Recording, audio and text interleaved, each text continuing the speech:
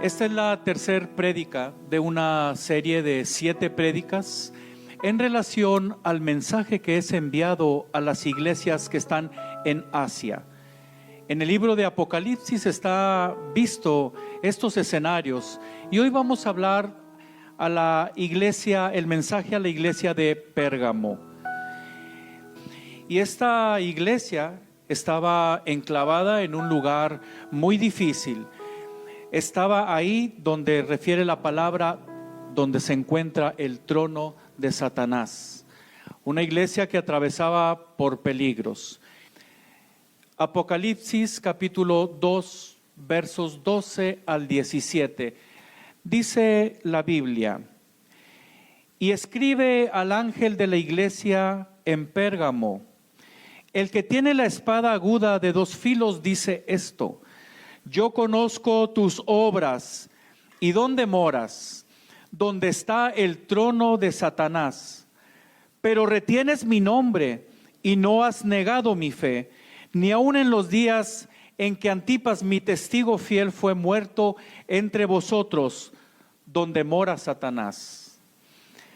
Pero tengo unas pocas cosas contra ti, que tienes ahí a los que retienen la doctrina de Balaam, que enseñaba a Balac a poner tropiezo ante los hijos de Israel, a comer de cosas sacrificadas a los ídolos y a cometer fornicación. Y también tienes a los que retienen la doctrina de los nicolaitas, la cual yo aborrezco. Por tanto, arrepiéntete, pues si no, vendré a ti pronto y pelearé contra ellos con la espada que sale de mi boca. El que tiene oído, oiga lo que el Espíritu dice a las iglesias. Al que venciere, daré a comer del maná escondido, y le daré una piedrecita blanca, y en la piedrecita escrito un nombre nuevo, el cual ninguno conoce sino aquel que lo recibe. Amén. Para el estudio de este mensaje enviado al pastor o al ángel que está a cargo de la iglesia que está en Pérgamo, quiero seccionarlo en 3 partes. La primera de ella, en ella quiero hablar de los peligros que enfrenta este tipo de iglesia. En mi segunda parte, quiero hablar de los recursos que provee el Señor para enfrentarlos. Y en mi tercer parte quiero hablar de la promesa de Dios para el vencedor.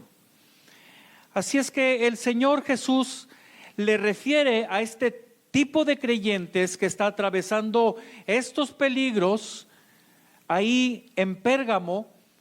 Les hace referencia que Él conoce sus obras, que Él conoce dónde se encuentran. Peligros para este tipo de iglesia o este tipo de creyentes. En esta primer parte quiero a su vez dividirlo o subdividirlo en 3 peligros o en 3 etapas de peligro. Los peligros para este tipo de iglesia en sus inicios, es decir, en el tiempo de Juan, quien es el escritor de Apocalipsis. Los peligros para este tipo de iglesia en el registro histórico, pero también los peligros para este tipo de iglesia en el tiempo actual. Entonces vamos a ver este primer punto: peligros para este tipo de iglesia en sus inicios, es decir, en el tiempo que está siendo escrito. Había 2 tipos, los internos, los peligros internos y los peligros externos. Los peligros externos, bueno, Pérgamo era una ciudad importante, era la capital política en aquel entonces de aquel lugar, en Asia. Había, por tanto, una comodidad para vivir. Estaba localizada en una colina y tenía todas las comodidades que una ciudad pudiese desear. Así es que había una comodidad vasta para que sus habitantes vivieran. Y claro, esto también puede representar, si no se sabe manejar, un peligro para los creyentes en aquel entonces. La comodidad puede afectar la vida del creyente en caso de que él no la sepa manejar. Ese era uno de los peligros, pero son externos por la naturaleza misma de la ciudad. Tenía una majestuosa biblioteca. Registran que tenía cerca de 200,000 volúmenes ahí, en pergaminos. Tanto era la competencia en aquel entonces por tener el mejor esquema bibliotecario, que se les había prohibido tener papiros. Los lugares que exportaban papiros se les fue prohibido para que ellos no tuvieran esta gran biblioteca. Entonces ellos desarrollaron a través de pieles de animales, bajo un tratamiento, los pergaminos, es decir, formas para ellos poder escribir las cosas. De ahí que viene ese término de Pérgamo, pergamino. Tenía esa majestuosa biblioteca porque era una ciudad cuyo espíritu estaba orgulloso de su alto grado cultural. La sabiduría humana era parte de su esplendor y la tenían por encima de las enseñanzas apostólicas. Y es que este era otro tipo de peligros externos. La sabiduría humana por encima de la enseñanza apostólica. A eso se enfrentaban los creyentes de la iglesia que estaba en Pérgamo. Pero también era una ciudad con un espíritu de idolatría profundo, una idolatría a dioses paganos. Había templos muy imponentes, pero había algo que la caracterizaba, que se entronizaba o se daba el mayor culto al emperador. Había incluso escuelas que desarrollaban sacerdotes para este efecto. Es ahí donde se obligaba a todo mundo, incluidos los creyentes, a decir aquella frase: el César es Señor. Y esto era un peligro externo también para los creyentes en aquel entonces. De ahí a la alusión que se hace en Apocalipsis, debido a esa influencia tan poderosa, satánicamente hablando, de tal forma que el Señor dice: ustedes están ahí, en el lugar donde reside el trono de Satanás. Era un lugar muy difícil para el desarrollo de la fe, sin duda alguna. Pero también, aparte de esos peligros externos, por si fuera poco, los creyentes enfrentaban peligros internos. El Señor le dice: tengo pocas cosas contra ti, que tienes ahí a los que retienen dos tipos de doctrinas. Me llama mucho la atención que les dice: bueno, los tienes aún ahí en tus filas, a aquellos que no han soltado este tipo de doctrinas, aquellos que retienen estas doctrinas. La doctrina de Balaam, para comprenderlo mejor, me gustaría que me acompañara al libro de Números, para que lo entendamos con mayor claridad, capítulo 22, primeros versículos, solamente los 6 primeros, en relación a la doctrina de Balaam. Dice la Biblia: partieron los hijos de Israel y acamparon en los campos de Moab junto al Jordán, frente a Jericó. Y vio Balac, hijo de Zippor, todo lo que Israel había hecho al amorreo. Y Moab tuvo gran temor a causa del pueblo, porque era mucho, y se angustió Moab a causa de los hijos de Israel. Y dijo Moab a los ancianos de Madián: ahora lamerá esta gente todos nuestros contornos, como lame el buey la grama del campo. Y Balac, hijo de Zippor, era entonces rey de Moab. Por tanto, envió mensajero a Balaam, y aquí aparece el personaje, hijo de Beor en Petor, que está junto al río, en la tierra de los hijos de su pueblo, para que lo llamasen diciendo: un pueblo ha salido de Egipto, y he aquí cubre la faz de la tierra y habita delante de mí. Ven pues ahora, te ruego, maldíceme a este pueblo, o maldíceme este pueblo, porque es más fuerte que yo. Quizá yo pueda herirlo y echarlo de la tierra, pues yo sé que lo que tú bendigas será bendito, y lo que tú maldigas será maldito. A esa referencia hace el escritor Juan en este momento, y en las palabras de Jesús le dice: tengo algunas cosas contra ti, que retienes a algunas personas que profesan ese tipo de doctrina, la doctrina de Balaam. Balaam entonces era un profeta que ofrecía sus servicios por dinero. Posiblemente fue seguidor del verdadero Dios en algún tiempo, porque en su lenguaje, en su vocabulario religioso, hace alguna alusión a esto. Sin embargo, se había apartado y ahora estaba practicando algunas cuestiones de hechicería, de magia. Y este tipo de personas entonces prestaban sus servicios religiosos a cambio de dinero. Era un proclamador de la idolatría, como nos lo refiere el texto en Apocalipsis. Era un motivador que encerraba en su mensaje la relajación de la moralidad sexual.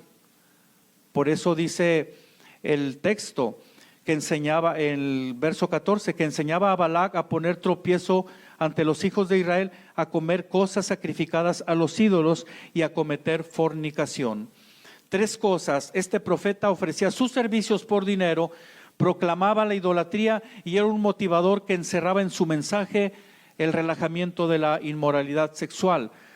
Pero también se le hace una acusación a los creyentes ahí en Pérgamo de que continuaban permitiendo que en sus filas se encontraran personas que retenían la doctrina de los nicolaitas. Ellos, los nicolaitas, en síntesis, minimizaban la gravedad de la inmoralidad sexual. Es decir, se podía ser cristiano, ser salvo, pero también se podían hacer algunas cosas que, por supuesto, la iglesia del primer tiempo, la iglesia primitiva, tenía en el entendido que no se podía hacer. No podía ser una iglesia híbrida, una iglesia predicando santidad, pero a la vez contaminándose con los placeres que ofrece el mundo y la carne. Estos peligros eran para este tipo de iglesia en aquel entonces, cuando se escribe estos versículos. Muy bien, quiero acercarnos ahora, o que nos empecemos a acercar hacia nuestros tiempos, y para ello me es importante hablar de lo que representa la iglesia de Pérgamo en la historia de la misma, en la historia de la iglesia. Ya vimos lo que representa el mensaje a Éfeso, el mensaje a Esmirna, que decíamos que representa el periodo de la iglesia perseguida, y ahora viene el mensaje a Pérgamo. Después, según la historia de la iglesia, después de la iglesia, del periodo de la iglesia perseguida, viene el periodo de la iglesia medieval.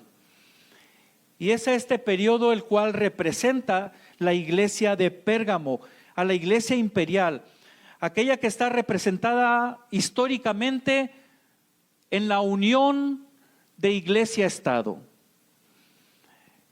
Es la que vivió momentos después de la persecución, como ya lo hemos comentado, y subió rápidamente para convertirse en la iglesia del Estado, la iglesia autorizada. Ahora quienes eran perseguidos, ahora pueden ocupar lugares en el gabinete. Bajo la dirección de un emperador, de Constantino, que supuestamente tuvo una visión de una cruz resplandeciente, y a partir de ahí él empezó a promover el cristianismo. Esto tuvo buenos efectos, toda vez que se detuvo en la persecución de la iglesia, pero también tuvo unos efectos negativos. en la misma. Todo mundo ahora quería ser cristiano, no por amor a Cristo incondicionalmente, sino por contar con un estatus religioso, por contar con una buena mirada del imperio. Era una iglesia que se complacía en recibir los favores del Estado, los favores del imperio. Ahora el mensaje tenía que adaptarse para quedar bien con el imperio, con el Estado. Se daría un mensaje tendencioso hacia los intereses del mismo. Se callaría el señalamiento a las decisiones del Estado que eran contrarias a la fe bíblica. Las actitudes tenderían ahora a honrar a los representantes del Estado con independencia de su vida inmoral o pecaminosa. Vendría entonces la aceptación de ciertas facilidades para la proclamación del Evangelio, obligando a una dependencia del Estado por parte de la iglesia y no a una dependencia en fe por la provisión del Señor. Esto es lo que registra la historia, y por eso Pérgamo representa o nos proyecta este periodo histórico de la misma. Ya vimos los peligros para este tipo de iglesia en sus inicios. Ahora ya también los vimos en su representación histórica. Pero ¿qué peligros representa para nosotros en la actualidad? ¿Cuáles son los peligros para este tipo de iglesia en la actualidad? Pues la afectación y el compromiso, la afectación en el compromiso y lealtad a Cristo. Pérgamo representa en la actualidad un lugar donde el cristiano para ser creyente necesita despojarse de algunas cosas. No cabe duda que los creyentes, para poder mantenerse fieles al Señor, comprometidos al Señor, tenían que mantenerse con una lealtad suprema a su Cristo. Toda vez que en cualquier momento les podían decir en aquel entonces, di que César es Señor, ellos tendrían que mantener su lealtad. No, solamente Jesús es Señor. Y entonces, para nosotros hoy representa esas situaciones que a ti y a mí nos obligan a negociar nuestra lealtad ante el Señor, nuestro compromiso ante el Señor, a cambio de algunas cosas, a cambio de algunos favores, por quedar bien, quizás con un sistema. La tolerancia de recibir el mensaje de los negociadores de la fe, como en aquel entonces. Hoy existen negociadores de la fe, motivadores que pretenden diluir el mensaje santo de Jesucristo, tratándonos de convencer o seducir para que tú y yo entendamos que podemos ser salvos, buscar a Cristo y su rostro, pero también podemos estar haciendo algunas cosas pecaminosas. Esa es la tendencia en estos días, amado mío. Hay negociadores de la fe. La iglesia de Pérgamo fue acusada de permitir que hombres con malas doctrinas formaran parte de la comunión en la misma. Y qué delicada situación para nuestros días. Todos nosotros, la iglesia en general, principalmente los pastores, el liderazgo, debemos estar muy atentos para que cuando una persona que promueve este tipo de mensaje diluido, inmediatamente actuar y alejarlo de la congregación. Esa es la instrucción que se le había dado a Pérgamo. Hoy vivimos ese peligro de tolerarlos, a los negociadores de una fe adaptada a la comodidad, aquellos que nos tratan de seducir, de que no es tan malo andar en los placeres del mundo, siempre y cuando asistas a la iglesia. ¿Y cuántos creyentes han caído en esta negociación, en esta concesión? Que tú puedes estar viendo algunas cosas o teniendo algún tipo de relaciones o teniendo algún tipo de vocabulario Tú lo puedes hacer siempre y cuando asistas a la iglesia, siempre y cuando te congregues en la iglesia. Hoy sigue esa negociación. Siempre estará ahí presente como un peligro, pero hoy más que nunca tenemos que entenderlo y tenemos que fijar una posición delante del Señor. Como en cada mensaje, a pesar de estos peligros, el Señor siempre ofrece la forma en cómo salir adelante de ellos, cómo ser vencedor ante el peligro, que es el título de mi bosquejo. Y nos entrega recursos para vencer en todos los tiempos. Estos recursos que entregó en su palabra, que los observamos en estos versículos, les ayudaron a ellos para vencer en el tiempo inicial, cuando fue escrito, pero también en el tiempo de la representación histórica de la iglesia imperial, pero también para nuestros tiempos, porque los recursos de Dios permanecen, porque es su bendita palabra. Gloria a Dios porque contamos con ella. El Señor les dice, les da recursos para vencer en todos los tiempos. 2 de ellos ya los estaban ellos haciendo en Apocalipsis, ya los estaban llevando a cabo, pero necesitaban activar otros 2. Los 2 que ellos estaban haciendo era el compromiso de retener su nombre. Por eso dice la palabra, pero retienes mi nombre. Retener el nombre del Señor es asirnos. Hay cosas que tratan de hacer que en el creyente se vaya la representación de Jesús, el nombre de Jesús de sus vidas. Y ellos lucharon para retenerlo. Aquí una pregunta para ti y para mí es: ¿qué tanto trabajamos tú y yo para retener el nombre de Jesús? Para poder ser cristianos, para retener el nombre de Cristo. Habrá cosas que intentarán diluir ese nombre en nosotros. El compromiso de retener su nombre es algo que ellos hacían, pero también le dice, y no has negado mi fe. La lealtad de no negar su fe. ¿Cómo podemos nosotros negar nuestra fe? Cuando por medio de una concesión, cuando por medio, hubo momentos en mi vida, recuerdo, en donde se me dijo, si no haces esto, si no nos acompañas a entrar en este lugar, entonces te vamos a despedir de tu trabajo. Y qué difícil. Gracias a Dios que no me despidieron, pero no porque haya accedido, sino porque Dios me guardó. Preferí decirles, pues ni modo, no quiero cambiar mi convicción. ¿Y cómo voy a estar predicando frente a personas cuando cedo, cuando doblego mi fe ante estas negociaciones?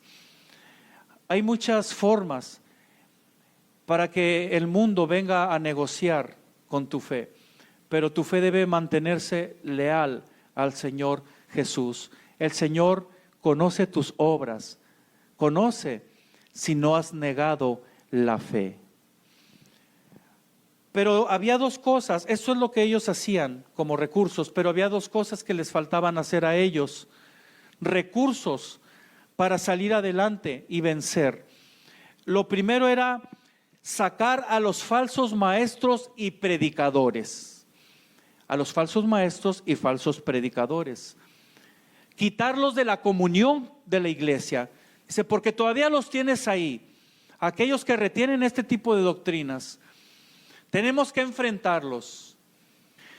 Debemos de mantenernos, amados nuestros, siempre al pendiente de las personas, de los maestros, sean maestros, profetas, predicadores, pastores, no sé, apóstoles, arcángeles o como se llamen, incluso ángeles, si traen un evangelio diferente al evangelio apostólico, al evangelio bíblico, que no estén en comunión con los nuestros.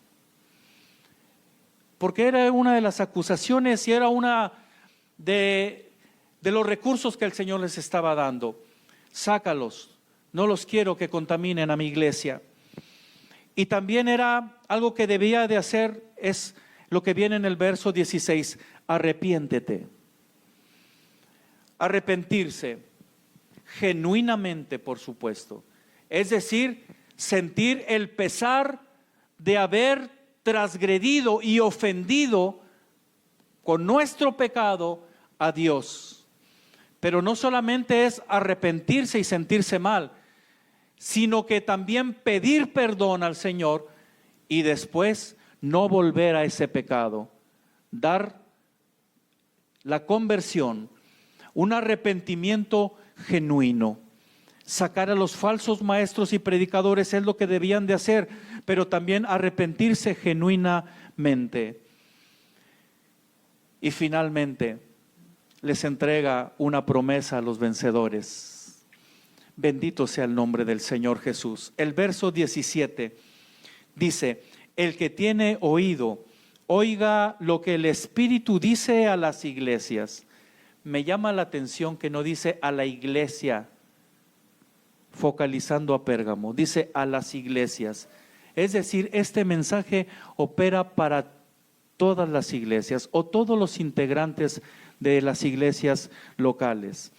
Al que venciere, daré a comer del maná escondido.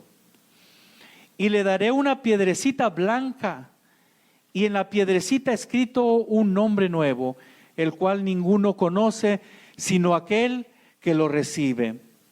Es decir, la comunión eterna con Cristo Jesús. Y es a ello a lo que tú y yo aspiramos. Pero hay peligros que tratarán de que nosotros no lleguemos a ese momento, de que no lleguemos a ver a aquel que se estaba paseando entre esas 7 lámparas en representación de Cristo y en representación de los creyentes de las iglesias en Asia y de las iglesias en este tiempo. El Señor nos ofrece estos recursos. Está en ti, está en mí, tomarlos para tener una vida de victoria ante los peligros que enfrentamos. El apóstol Pablo le escribe a Timoteo que estamos viviendo tiempos peligrosos. Hace cientos de años que se escribió esto. Imagínese usted, si la maldad se ha multiplicado, ¿cómo estará nuestro tiempo? Estamos en la luz roja, en un tiempo altamente peligroso, donde la comodidad incluso ha venido a dañar a aquellos creyentes que no la han sabido manejar. Es tan fácil ver la pantalla, usar un control remoto, asistir a un lugar incluso con ciertas comodidades. Y no es que sea malo, no es malo.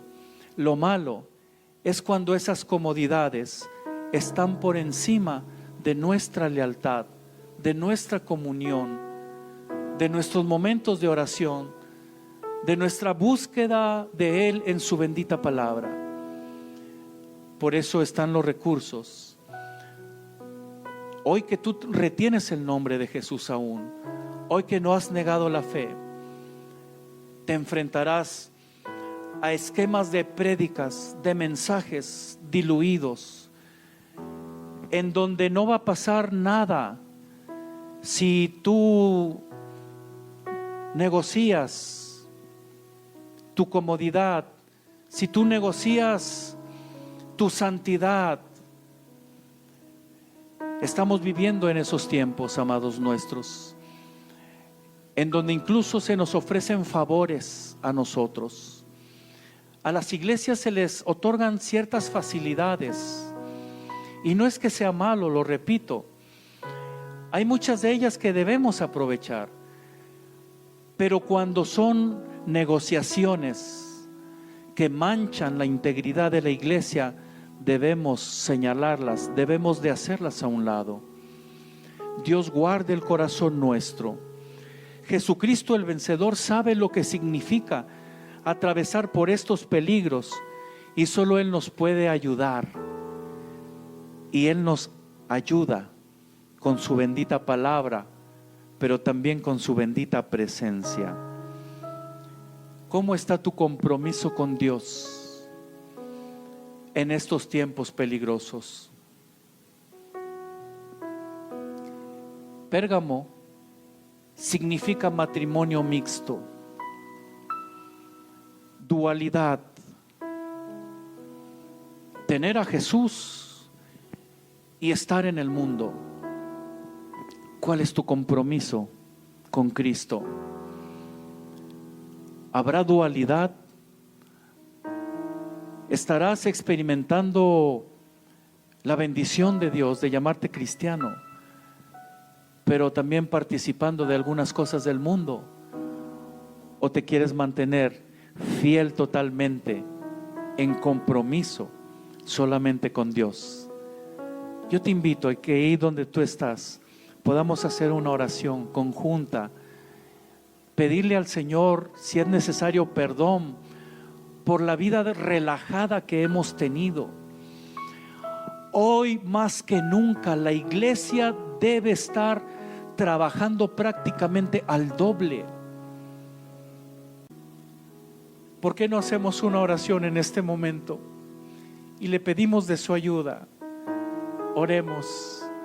Señor, te damos gracias, Padre, porque en el contexto del mensaje final, el mensaje que contiene el libro de Apocalipsis, el libro de la revelación final, Señor, está el entregado a los creyentes en Pérgamo, a la iglesia que recibe favores, a la iglesia que está viviendo de manera dual, híbrida, Señor, con un pie, Señor, en la iglesia y con un pie en el mundo, que no ama ahora la enseñanza, que se le dificulta orar, que se le dificulta buscarte en tu palabra.